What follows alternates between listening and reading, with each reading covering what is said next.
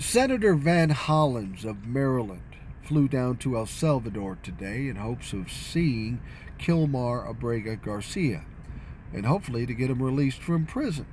Now, you remember this guy.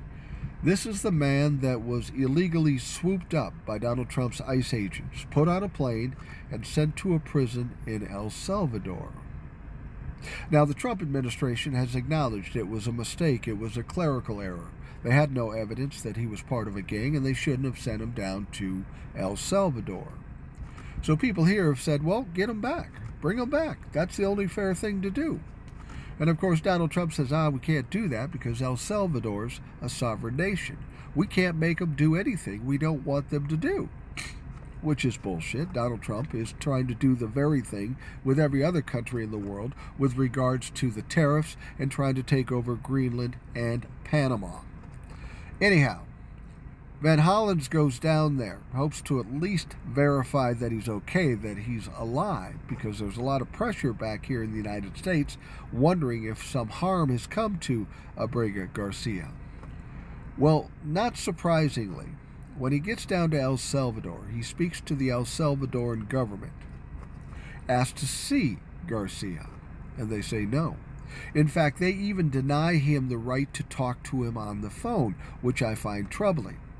I mean, you think of all the pressure that Donald Trump is going through with whether or not Garcia is alive or not, you would think Trump said, well, at least show him so I can get that off my back. But that's not what happened. That makes you wonder if some harm has come to Abrega Garcia. Now, we don't know that that's the case, and I hope that's not the case. But this is a weird situation. This was an opportunity for Donald Trump to take a little heat off of him, and he didn't do it, or he couldn't do it. Now, the interesting thing, Van Hollen spoke to the El Salvadoran government, and he was confused.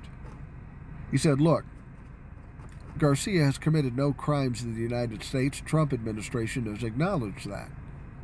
Has he committed any crimes in El Salvador? Which would be surprising because he hasn't been there in 11 years. And the El Salvadoran government said, no, he hasn't committed any crimes. Van Hollen says, why is he in jail? And that's the $2,000 question. Why is he in jail? And you know what the answer from the El Salvadoran government was? Because Donald Trump is paying for him to be in prison. That's right. That means all of our tax dollars are going to keep an innocent man in a foreign fucking prison. So then he was asked, well, why don't you just release him and let him go back to America? And the El Salvadoran government said, well, we can't smuggle him back into the country. They're talking in circles out here up in this bitch.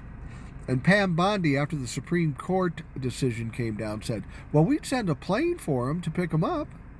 Well, that wouldn't be smuggling. Plane goes down, they let him out of jail, he gets on the plane, he comes home. You see what's going on here? It's just a bunch of bullshit games. They're looking for every reason, every loophole to keep this guy imprisoned. It's absolute bullshit. But what this does show, knowing that the only reason this guy's in prison is because Donald Trump is paying to keep him in prison, that means categorically that he violated court orders. He absolutely violated court orders as verified by the El Salvadoran government. It'll be interesting to see how this all shakes out, but it's all kinds of fucked up right now.